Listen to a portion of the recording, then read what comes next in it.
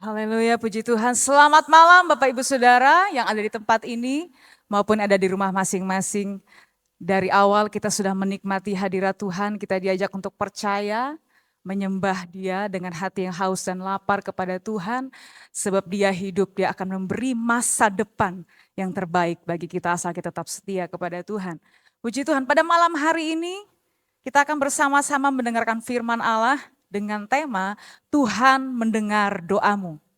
Di tengah-tengah kita menyembah Dia pada malam hari ini, bahkan di tengah-tengah Bapak Ibu Saudara berdoa di rumah masing-masing. Saya percaya Tuhan tidak pernah menutup telinganya untuk mendengar doa kita. Amin.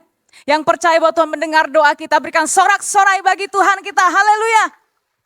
Puji Tuhan, malam hari ini sama-sama kita akan membaca firman Tuhan di dalam Mazmur pasal 13 ayat 1 sampai ayat yang ke-6. Kita akan belajar sesuatu dari beberapa ayat ini. Mazmur 13 ayat 1 sampai ayat yang ke-6, firman Allah berkata demikian, doa kepercayaan untuk pemimpin biduan, Mazmur Daud. Berapa lama lagi Tuhan kau lupakan aku terus-menerus? Berapa lama lagi kau sembunyikan wajahmu terhadap aku? Berapa lama lagi aku harus menaruh kekhawatiran dalam diriku dan bersedih hati sepanjang hari? Berapa lama lagi musuhku meninggikan diri atasku? Pandanglah kiranya, jawablah aku ya Tuhan Allahku. Buatlah mataku bercahaya supaya jangan aku tertidur dan mati. Supaya musuhku jangan berkata aku telah mengalahkan dia dan lawan-lawanku bersorak-sorak apabila aku goyah. Ayat yang terakhir sebagai ayat pokok kita. Tetapi aku kepada kasih setiamu, aku percaya. Hatiku bersorak-sorak karena penyelamatanmu. Aku mau menyanyi untuk Tuhan karena Ia telah berbuat baik kepadaku. Di ayat yang ke-6 ini adalah ayat pokok kita yang kita sudah baca dari ayat 1 sampai ayat yang terakhir tadi ayat 6. Tetapi di sini kita akan belajar di ayat yang ke-6. Saya baca lagi, tetapi aku kepada kasih setiamu, aku percaya. Hatiku bersorak-sorak karena penyelamatanmu. Aku mau menyanyi untuk Tuhan karena Ia telah berbuat baik kepadaku.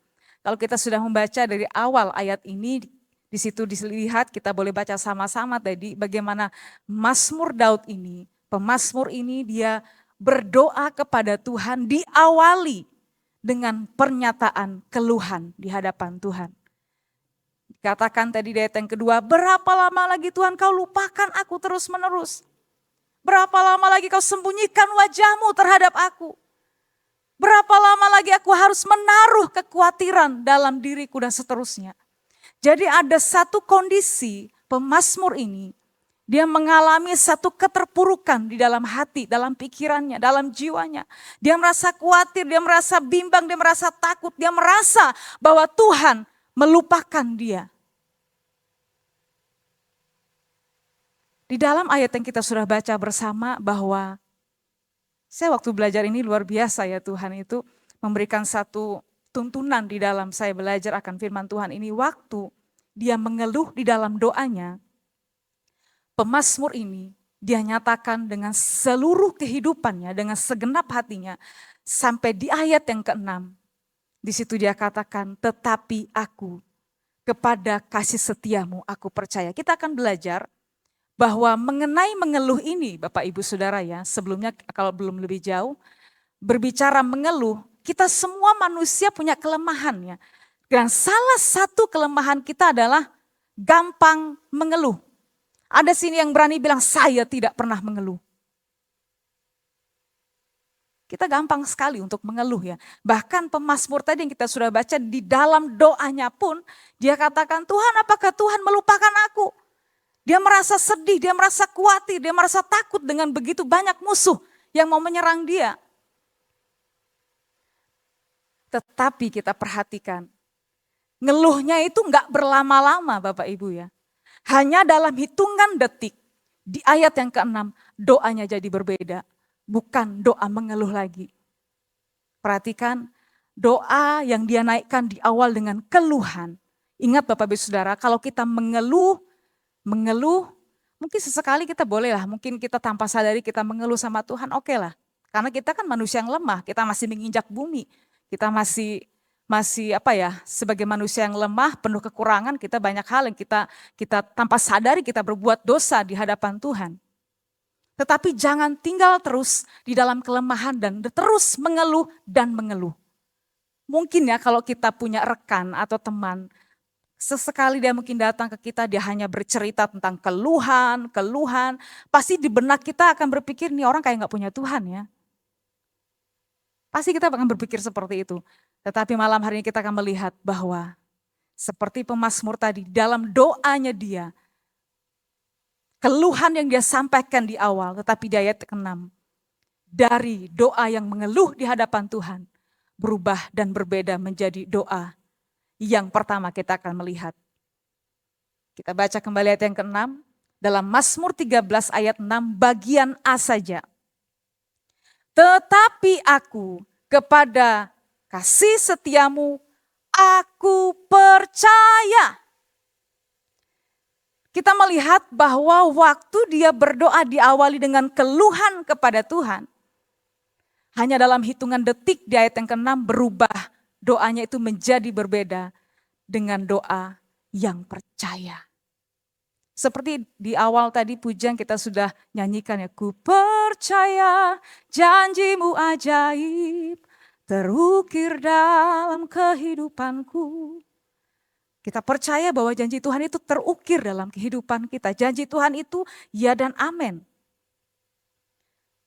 Dan si pemazmur ini dia ambil keputusan di dalam doanya untuk percaya. Untuk percaya. Di dalam Mazmur 13 ayat 6 bagian A dalam versi Amplified Bible, di situ dikatakan, tetapi aku telah percaya dan bersandar dan yakin. Percaya, bersandar dan yakin pada kasih setiamu dan kesetiaanmu. Jadi tidak hanya percaya, tapi dia benar-benar menyandarkan hidupnya kepada Tuhan. Lalu dia yakin pada kasih setia Tuhan. Dia yakinkan dirinya untuk tetap percaya bahwa kasih setia Tuhan itu kuat dan kokoh. Tidak akan pernah bisa digoyahkan. Kesetiaan Tuhan itu benar-benar bisa dipercayai. Sebab janji Tuhan, ya dan amin. Pada malam hari ini kita akan melihat di dalam Amsal pasal 3 ayat yang ke-5. Amsal pasal 3 ayat yang ke-5. Saya akan bacakan buat Bapak Ibu Saudara. Percayalah kepada Tuhan dengan segenap hatimu. Bukan setengah hati ya Bapak Ibu Saudara, tapi dengan segenap hati kita, dengan sepenuh hati kita, bukan setengah hati. Dan dikatakan lagi, dan janganlah bersandar kepada pengertianmu sendiri. Artinya kita tidak mengandalkan kekuatan dan pikiran kita, pemahaman kita, pengetahuan dan akal kita. Sebab kita ini terbatas ya. Pemikiran kita, pengetahuan kita sangat terbatas. Tetapi biarlah kita mau tunduk kepada otoritas Tuhan. Pimpinan Roh Kudus yang akan memimpin kita dalam seluruh kebenaran. Pada malam hari ini mungkin ada satu pertanyaan ya yang boleh saya sampaikan. Apakah ada yang masih bersandar pada pengertiannya sendiri? Apakah masih ada yang mengandalkan pengetahuan dan pemahaman sendiri? Masih ada Bapak Ibu Saudara ya. Dan masih banyak. Masih banyak orang yang mungkin ada di antara kita ya, tanpa kita sadari kita mulai mengandalkan kekuatan kita sendiri, kita mulai mengandalkan pengetahuan kita sendiri, kemampuan kita sendiri, tanpa mengizinkan Tuhan, mengizinkan Roh Kudus memimpin dalam seluruh kehidupan kita. Karena apa? Karena sepertinya Tuhan itu berlambat-lambat ya untuk menolong kita, sampai akhirnya kita mulai ragu, Tuhan tolong gak ya? Lalu kita mulai tidak percaya kepada Tuhan. Lalu kita mulai surut kepercayaan kita kepada Tuhan. Dalam hidup kekristenan kita, di akhir zaman ini, jangan kepercayaan kita menjadi goyah. Jangan kepercayaan kita menjadi goyah, tetapi kuatkanlah hatimu. Boleh bilang kiri kanan, kuatkanlah hatimu. Kuatkanlah hatimu, amin. Malam hari ini Tuhan ingatkan kepada kita dalam kekristenan kita, dalam perjalanan kerohanian kita. Biarlah kepercayaan kita jangan goyah. Meskipun kita melihat situasi yang di hadapan kita, kiri kanan kita nggak selesai ya. Apalagi ditambah situasi hari-hari ini, virus penyakit di mana-mana. Perekonomian semakin surut ya. Keadaan kondisi dunia bukan baik-baik saja. Makin kesini makin banyak hal yang terjadi yang boleh kita lihat di media sosial ya. Tetapi yang menjadi pertanyaan, apakah kita mau mengandalkan kekuatan kita sendiri? Dalam dunia ini, siapa sih yang kita mau andalkan? Dalam dunia ini, siapa yang kita mau tempat kita bersandar? Selain Tuhan Yesus Kristus. Kalau kita mengandalkan apa yang menjadi kekuatan dunia ini, bahkan mengandalkan manusia, kita akan terpuruk. Kita akan jatuh, dan jatuh. Tetapi bila kita mau mengandalkan Tuhan, kita mau lari kepada Yesus. Seperti pujian yang kita sering nyanyikan, hanya ku bisa lari kepada Yesus. Hanya ku bisa lari kepadanya. Di bawah kakinya Yesusku sentosa. Hanya ku bisa lari kepadanya. Malam hari ini Bapak Ibu Saudara, kuatkanlah hati kita untuk tetap percaya kepada Tuhan. Meskipun ya kita tahu bahwa dunia ini tidak menjamin segala sesuatu dalam kolong langit ini, tidak menjamin kita untuk mendapat segala sesuatu yang kita inginkan. Sebab semuanya itu fana. Tetapi kita hanya mau tetap andalkan Tuhan. Kita mau lari kepada Yesus. Dalam Yeremia 17 ayat 5 dikatakan, saya akan baca dalam versi mudah dibaca. Firman Allah berkata demikian, terkutuklah orang yang hanya mengandalkan orang lain. Terkutuklah orang yang mengandalkan kekuatan orang lain demi kekuatan. Itu terjadi karena mereka tidak mau percaya kepada Tuhan. Terkutuk orang yang mengandalkan manusia. Yang mengandalkan orang lain, yang mengandalkan dunia ini dikatakan terkutuk. Karena mereka tidak percaya kepada Tuhan. Ya, dia orang Kristen. Ya, dia suka datang beribadah.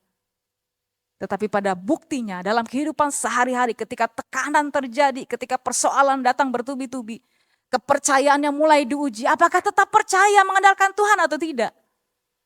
Justru dari apa yang kita alami itu membuat kita naik level. Iman kita harus dewasa, bukan iman kekanakan lagi. Tapi kita harus bertumbuh, berakar kuat di dalam Tuhan hari-hari ini. Jadi bersyukurlah kalau ada masalah menghampiri Bapak Ibu Saudara. Karena Tuhan mengasihi kita, karena Tuhan mau mengajar kita menjadi pribadi yang dewasa. Janji Tuhan dengan orang yang percaya, di dalam ayat Yeremia 17 ayat 7, berbahagialah, dalam versi mudah dibaca, berbahagialah orang yang percaya kepada Tuhan. Ini kebalikannya ya. Berbahagialah orang yang percaya kepada Tuhan karena Tuhan akan menunjukkan kepadanya bahwa Tuhan dapat dipercayai. Berbahagialah. Saya yakin kita semua mau berbahagia. Kalau mau berbahagia, percaya kepada Tuhan. Jangan mengandalkan kekuatan kita sendiri. Itu yang pertama. Ketika seorang pemazmur ini dia datang kepada Tuhan, di awal dia mengeluh, tetapi detik kemudian berubah doanya menjadi doa yang percaya kepada Tuhan. Bukan doa keluhan lagi, tapi dia mempercayakan hidupnya kepada Tuhan. Dan yang kedua, dari doa yang mengeluh menjadi berbeda karena ada nyanyian dan penyembahan. Saya baca di Mazmur pasal 13 ayat 6 di ayat selanjutnya. Tetapi aku kepada kasih setiamu aku percaya, hatiku akan bersorak-sorak karena penyelamatanmu. Aku mau menyanyi untuk Tuhan karena ia telah berbuat baik kepadaku. Perhatikan kalimat kata hatiku. Hatiku, hati seorang pemazmur ini artinya hati si pemazmur ini benar-benar dikondisikan beres. Dia datang kepada Tuhan dengan hati yang merdeka, nggak ada ganjelan, nggak ada sesuatu akar pahit, nggak ada kekecewaan. Dia datang dengan hati yang merdeka. Untuk apa? Menyanyi, memuji, menyembah Tuhan di dalam hadirat Tuhan. Meskipun musuhnya tetap ada ya. Meskipun dalam kondisi yang demikian dia tidak menyalahkan Tuhan. Meskipun musuh itu mulai menguasai dia, terus menyerang dia, tetapi dia tidak menyalahkan Tuhan. Dengan segala apa yang dia alami. Tapi hatinya mau taat. Hatinya mau tunduk kepada Tuhan. Dalam doanya pun dia tidak memohon, Tuhan supaya semua masalahku ini segera beres Tuhan. Supaya Tuhan tolong, supaya semuanya beres Tuhan. Saya gak mau berlama-lama, cepat selesai Tuhan masalah saya. Pengennya cepat-cepat ya. Tapi Tuhan mau ajarin kita untuk menyembah. Nyanyi, menyembah meskipun masalah belum selesai. Dan kita percaya bahwa ada kuasa dalam pujian, dalam penyembahan. Di dalam Alkitab ada banyak contoh. Seperti halnya Paulus dan Silas ketika mereka ada di penjara. Mereka menaikkan puji-pujian kepada Tuhan sehingga pintu-pintu penjara terbuka.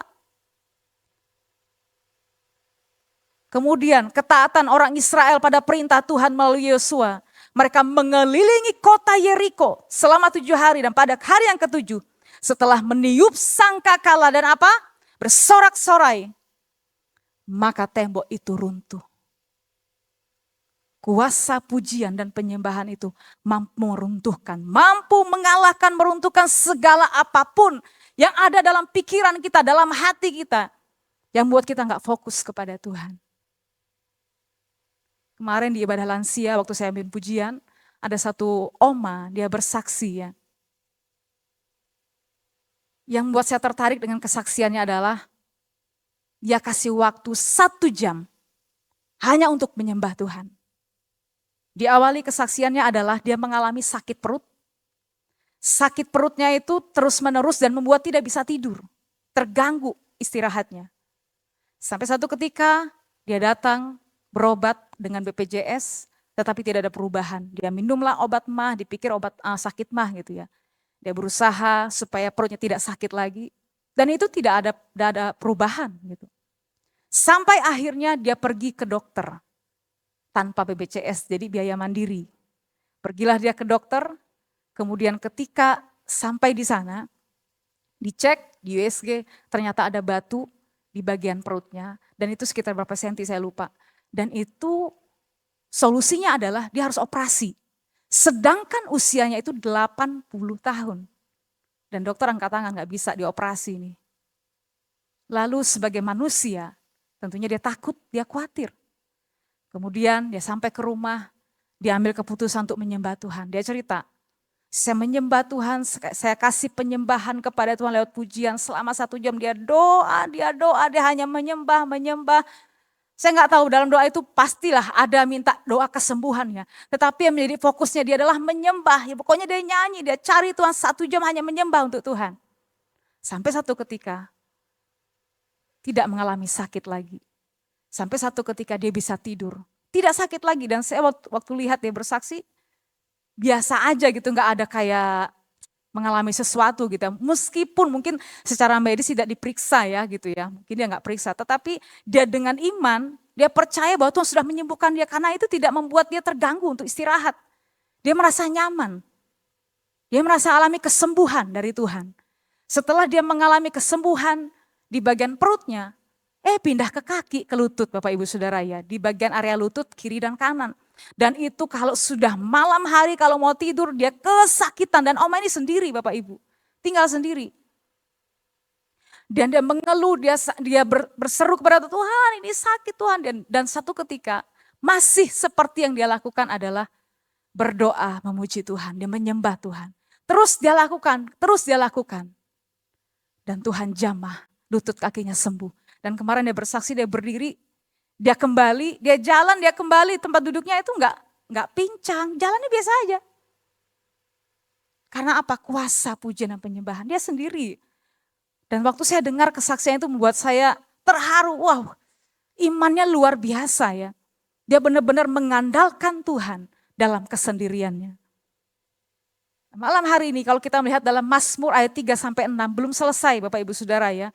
Lalu ayat berikutnya, aku mau menyanyi untuk Tuhan karena Ia, Tuhan telah berbuat baik kepadaku. Saya ulangi lagi, aku mau menyanyi untuk Tuhan karena Ia, Tuhan telah berbuat baik kepadaku.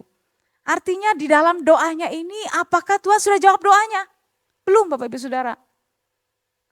Waktu dia berdoa, di awal dia mengeluh tetapi detik kemudian berubah, doanya berbeda menjadi percaya, kemudian dia memuji menyembah Tuhan.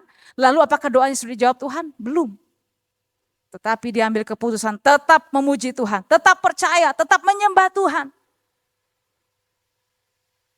Saya percaya waktu kita menyembah Dia, kita percaya kepada Tuhan dengan sungguh-sungguh, dengan tekun. Berdoa kepada Tuhan, hidup setia, hidup dalam kebenaran Tuhan. Maka Tuhan pasti bertindak menolong kita. Yang mau ditolong Tuhan boleh lambaikan tangannya. Berikan sorak-sorai bagi Allah kita, haleluya. Saya percaya kita semua mau ditolong oleh Tuhan. Tapi kuncinya harus percaya. Percaya, jangan ragu kepada Tuhan. Dan yang kedua kita lakukan di apa? Memuji Tuhan, menyembah Tuhan. Mungkin kita maunya datang itu mengadu, terus ngomong, terus. Tapi Tuhan pengen kita itu apa? Nyanyi, nyembah saja. Suatu ketika kalau dalam doa pribadi saya sampai saya duduk, Tuhan saya mau ngapain ini? Saya mau doa apa lagi ini Tuhan? Tuhan apa yang harus saya kasih? Tuhan cuma taruh, udah. Beri sesuatu dengan Tuhan, untuk Tuhan, nyanyi aja. Saya menyembah dan doanya bisa lama Bapak Ibu Saudara. Terbatas kata-kata ini untuk mengungkapkan segala isi hati kita untuk berdoa. Tetapi waktu kita memuji menyembah Tuhan, hadirat Tuhan akan buat kita menjadi pribadi yang bisa menyembah Dia dengan benar. Ayat yang terakhir dalam Amsal yang ke-16 ayat 29.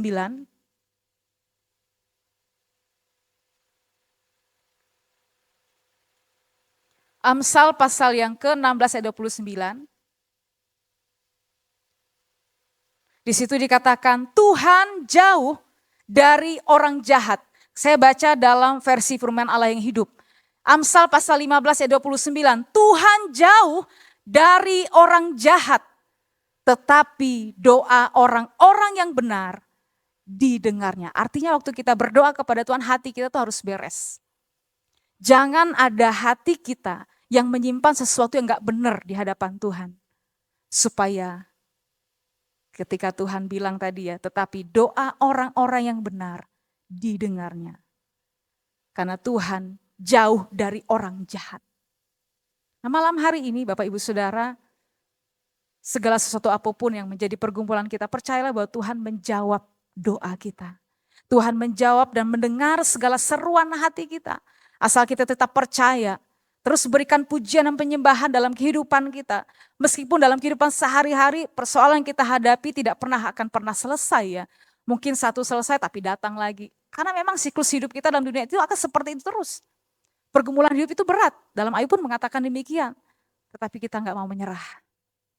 Kita harus tetap menjadi pribadi yang hidup dalam kebenaran Tuhan. Dan berdoa dan percaya bahwa Tuhan mendengar doa kita. Kita menaikkan pujian Yesus mendengar lebih dari yang kudoakan.